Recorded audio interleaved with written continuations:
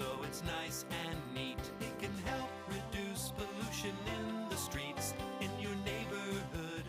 It's spraying debris. It collects it with the broom, then vacuums it up. And some use forced air to clean things up. It's a street sweeper rolling down the street.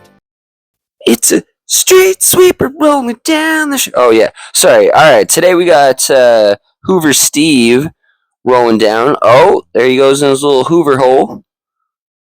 All right, what are you up to? What are you up to, Hoover Steve? All right, today he is not only hoovering and street sweeping the street, he's also gonna get this little patch of grass here. Oh no, he's gonna grab his own grass. All right. Stopped at the local puffin smoke. Oh, wait. He's gotta check his Candy Crush score. Nice. Still stop score. You're number 3, Steve. Number 3. You got this. Damn. He's getting paid double